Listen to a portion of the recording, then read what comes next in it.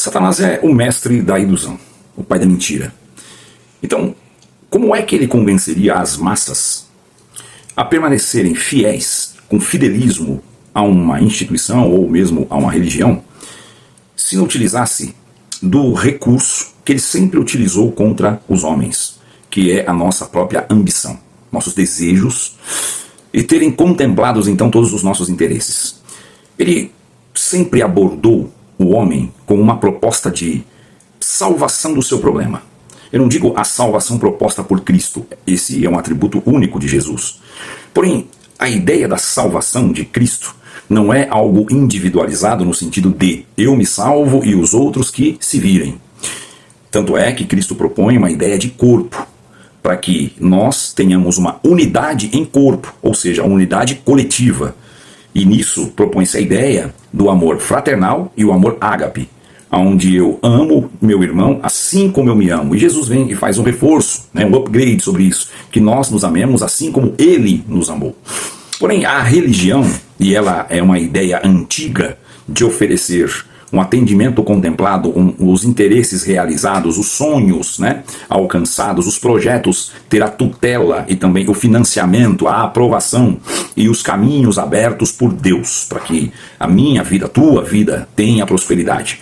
Então, de forma sutil, ela começa, dentro de pregações e orientações e relatos e testemunhos, construir um ideal de que, se nós nos enquadrarmos em uma vida de retidão segundo a exigência daquilo que nos é instruído através dos portais oficiais da religião, que são os púlpitos e seus presbitérios, estaremos então no caminho, na direção de ir acumulando bênçãos e prosperidade. Então a nossa vida vai gerando um encaixe, as coisas vão se ajustando de forma favorável sobre a nossa família, os filhos, esposa, esposo, sobre os nossos parentes, sobre o nosso negócio, nosso emprego, nossa saúde. Tudo isso nós vamos aguardando uma resolução, um Deus resolutivo que venha resolver ali aqueles problemas por bondade e somado à bondade dele, porque eu, você, estamos debaixo de um crivo de comportamentos exigidos, aonde ao fazê-los, ao viver enquadrado naquilo, então estou tendo um certo merecimento, uma certa comunhão, então Deus começa a prosperar os meus caminhos. E aí você escuta, tem até um vídeo que esses dias eu vi, só não sei se é verdade aquele vídeo, tá em canal de outra pessoa e eu não sei a veracidade, mas o vídeo mostra um irmão, aparentemente um irmão lá nos Estados Unidos, com um Hummer branco em um estacionamento, só que ele tá apoiado no capô do carro, então não sei se aquilo era uma sátira, uma ironia, ou realmente aquilo era um pensamento. Independente de uma coisa ou outra, o vídeo descreve o seguinte, eu não estou exibindo o vídeo porque eu não sei a veracidade do vídeo, ele descreve o seguinte, o irmão dizendo, seus pobres, tá vendo, esse aqui é o carro que eu uso, que eu ando aqui nos Estados Unidos, e tal, que tem um motorista particular e e vai falando alguma coisa, e aí ele fala o seguinte, que ele serve a Deus, então Deus serve a ele. Então essa ideia é uma ideia que, por mais que talvez nesse vídeo seja uma sátira ou ali uma ironia, por assim dizer, esse ideal ele contempla a grande maioria dos pensamentos ou a falta de pensamento dos membros da igreja, que imaginam-se prósperos a partir daquilo que eles oferecem como firmeza, retidão, constância, obediência cega ao presbitério, ao seguir o rito e a exigência litúrgica e os usos e costumes. Então você vê orações, eu ouvi muitas orações, Senhor, eu nunca cortei o cabelo, uma irmã uma vez com uma enfermidade, coitada, e ela imaginava que porque ela não cortou o cabelo, não colocou tinta no cabelo, nunca passou um batom na boca, não pôs uma bebida alcoólica na boca, então ela tinha uma entrada, um salvo-conduto, um acesso direto ao operar milagroso de Deus. Então ela vivia perguntando isso, indagando isso, ou seja, o orgulho, queridos, vamos falar de três coisas aqui, inveja, ciúmes e orgulho. Desses três, o mais difícil de identificar é o orgulho religioso, é o orgulho de ser humilde, é o orgulho de ser um benfeitor, o orgulho de ser um caridoso. Como que ele funciona? Poxa vida, essa pessoa aí, ela é tão cheia de si, tão arrogante. Eu sou uma pessoa simples.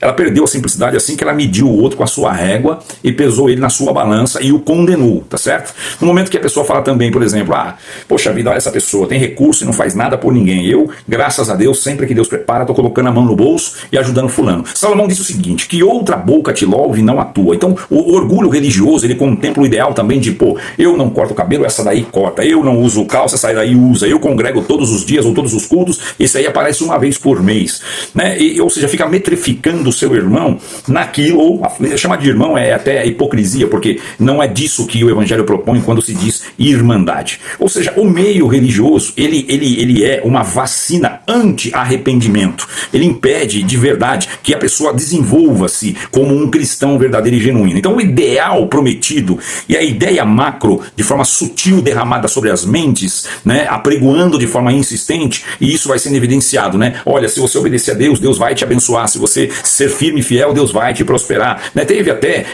a presidência da igreja dizendo em alguns momentos, olha, você dá a coleta, né? E aí você depois tem um saldo a ser cobrado. Por exemplo, você tá lá, deu coleta pro senhor, né? Pro senhor. E aí teu esposo precisa, tua esposa precisa de uma cirurgia, você tem um saldo lá para cobrar a Deus, para pedir um milagre. Teu filho tá com um problema, você tem, ou seja, qualquer problema que você tiver, né, de cunho pessoal ou familiar, ali você vai, porque você está dando a Deus. Então você tem como pedir algo em troca, né? Esse ideal, ele é lançado como um pensamento muito aceito, porque parece fazer sentido, porque para o ser humano é exatamente assim que funciona. Ele dá algo para ter outra coisa em troco. É a lei do comércio, né? E o diabo, ele tentou transformar a relação da igreja com um comércio. Então, quem disse, a pessoa que disse, e está isso em Mateus 4, do 9 ao 11, né? Está escrito o seguinte: e disse-lhe, tudo isto te darei, se prostrado me adorares. Então disse Jesus: vai-te, Satanás, porque está escrito, ao Senhor teu Deus adorarás e só a ele servirás. Ou seja, quem é que disse, quem é que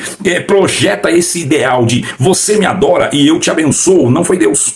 Isso é um ideal satânico, e é isso que é apregoado nos púlpitos, aonde as igrejas estão cada vez mais cheias. E tem gente, que eu tenho também uma conta aqui no Instagram, e tem bastante debate de pessoas religiosas que ficam ofendidas com os meus posts ali. Eles realmente afirmam isso, né? Acreditando que é essa a ideia de que se você serve a Deus, Deus sim prospera, abençoa, ele vira então o seu cativeiro, e eles ficam nervosos quando você diz que não é isso.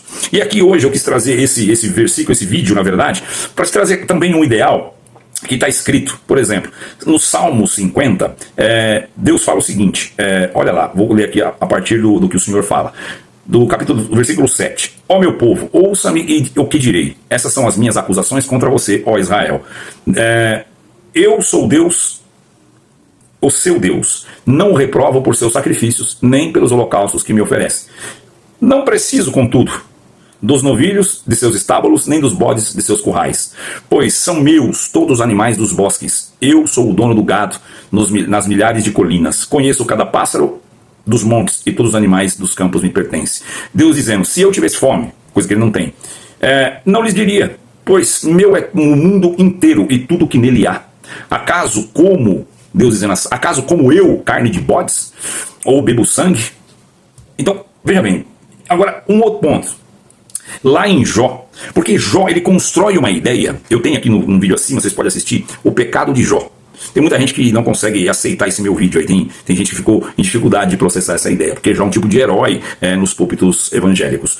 Porém, quando você olha com um olhar diferente, de um outro prisma, né, de um outro ponto de vista, você vai encontrar em Jó inúmeros versículos que apontam para o tamanho do orgulho, da arrogância. O que é arrogância? É arrogar de si mesmo, é se autoelogiar, se autopromover. Vi de Jó, o tempo todo ele se autopromove durante o livro todo. E lá no capítulo 41, no versículo 11, na retórica de Deus, que Deus quebra o silêncio no final, né, da aprovação de Jó, no capítulo 41, versículo 11, ele diz o seguinte, olha o que Deus fala: quem primeiro me deu para que eu haja de retribuir-lhe? Pois o que está debaixo de todos os céus é meu. Deus dizendo para Jó, porque Jó estava indagando, poxa, eu te sirvo, eu sou honesto, eu sou justo, eu sou o pão do faminto, o pé do coxo, né, o esposo da viúva, ou seja, eu fiz, eu me dobrei, eu sou o sábio, eu sou aquele que sempre fez com justiça e tal, cobrando Deus. Que esse é o ideal que Satanás imprime nas igrejas. Aquela falsa ideia de que você, porque você vai à igreja, porque você está debaixo do cumprimento de alguns critérios que você julga ser doutrina, tá? Porque as pessoas que fazem assim não conheceram a doutrina bíblica verdadeira, ela não se trata daquilo que é proibido e permitido. Proibição e permissão é a antiga aliança, tá? Então, nova aliança não tem a ver com proibição nem com permissão. Tem a ver com o que eu quero ou deixo de querer. Quer ver me apedrejar aqui nos comentários? Como assim? A pessoa vai fazer o que eu quero? Não, eu estou dizendo que a partir da nova natureza, o ser que é renascido em Cristo, ele é revestido de nova vontade, de novos desejos. Está escrito nas bem-aventuranças: bem-aventurado aquele que tiver fome e sede de justiça, porque serão fartos. Ou seja, fome e sede não é algo que eu escolho ter, é algo que a minha natureza exige. Ou seja, ninguém, nenhum ser humano, nenhum ser vivo escolhe ter fome, escolhe ter sede. Não é opcional, isso é da natureza. O que Cristo veio fazer não é proibir ou permitir, ele veio criar uma nova criatura a partir da morte e o renascimento em Cristo. Então a nova criatura, ele tem uma nova substância, uma nova natureza. E a nova natureza não está sobre o proibido e o permitido, o que eu posso ou não posso fazer, e sim o que eu quero ou não quero fazer, a partir da nova consciência em Cristo.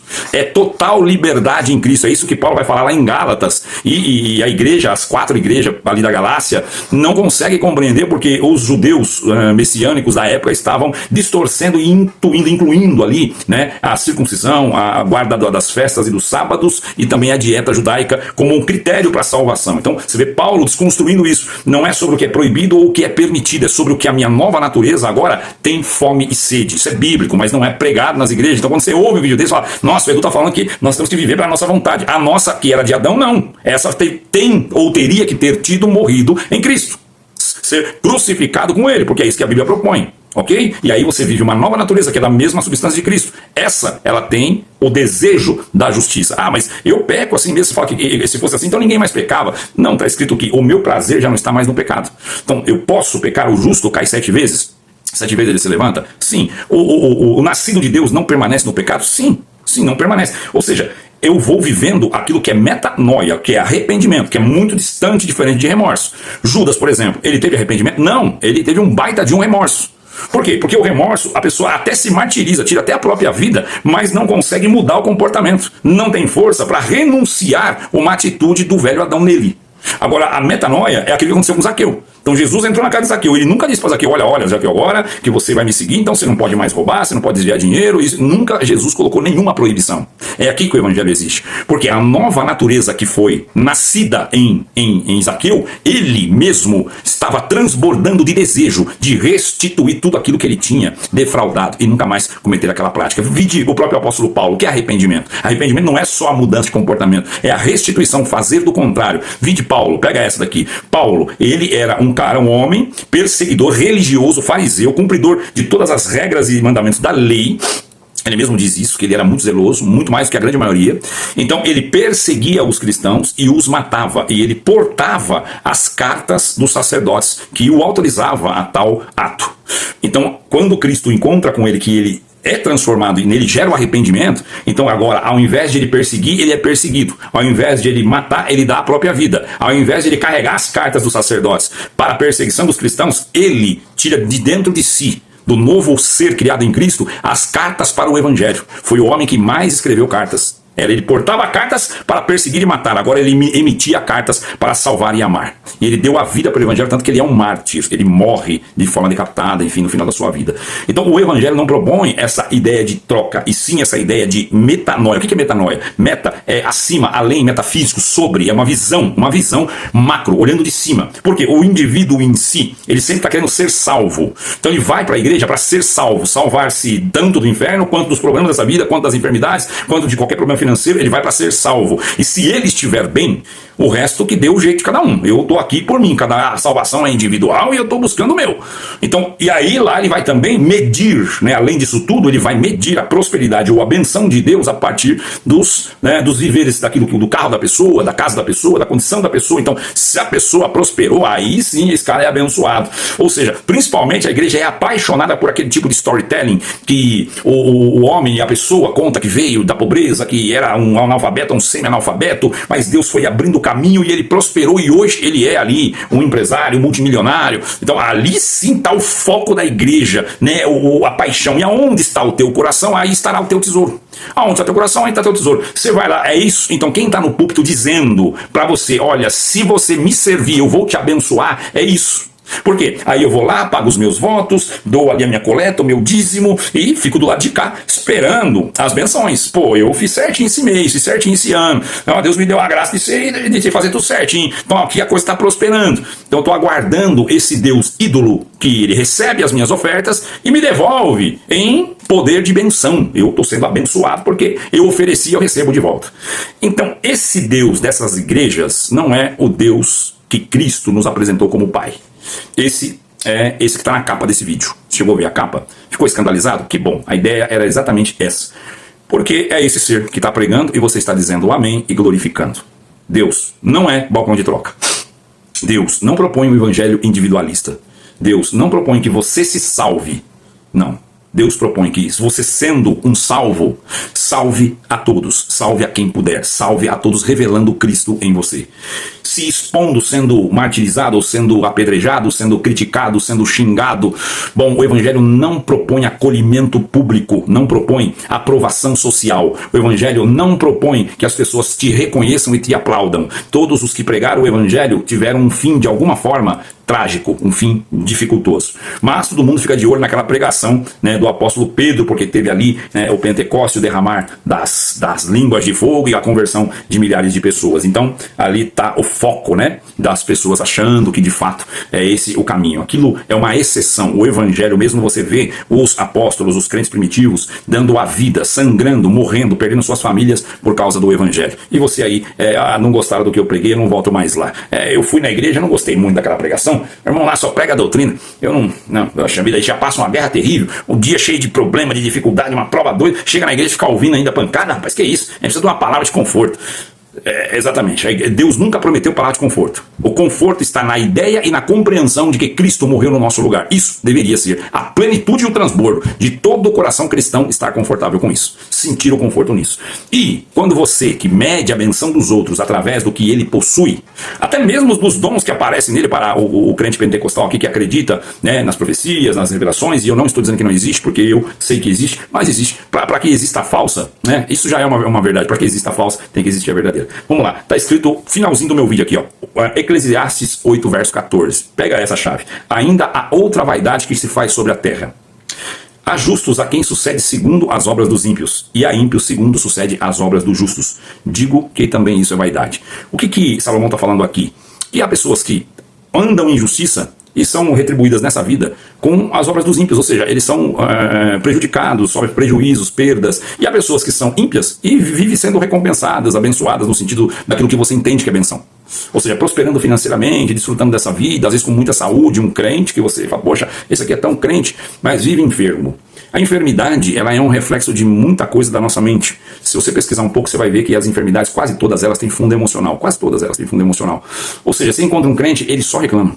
O dia inteiro, irmão, ora por mim, não tá fácil, só Deus, misericórdia, que guerra, Deus sabe a prova que eu passei. Ih, irmão, passa uma prova que eu não tenho noção. Então, a boca dele é o tempo todo com maledicência, reclamação, murmuração. Pesquisa na internet, dá uns Googles aí, para você ver o que é que isso faz com a mente, quais hormônios ela libera e o quanto isso acidifica e inflama o teu organismo fisiológico e fica propenso a adoecer.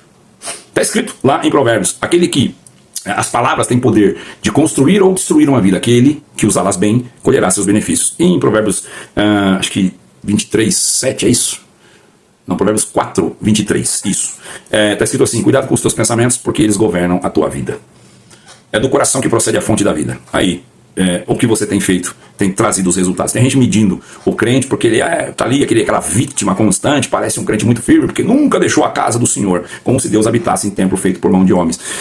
É um religioso frequente, um fidelista aos princípios dogmáticos de uma instituição, e você interpreta esse ser como um cristão fervoroso. Não é isso que você deveria usar como métrica para chegar num conceito de que esse é cristão, e sim a capacidade que ele tem de estar dia e noite mediante a qualquer tribulação, glorificando a Deus, que é o que está lá em 1 Tessalonicenses 5,18.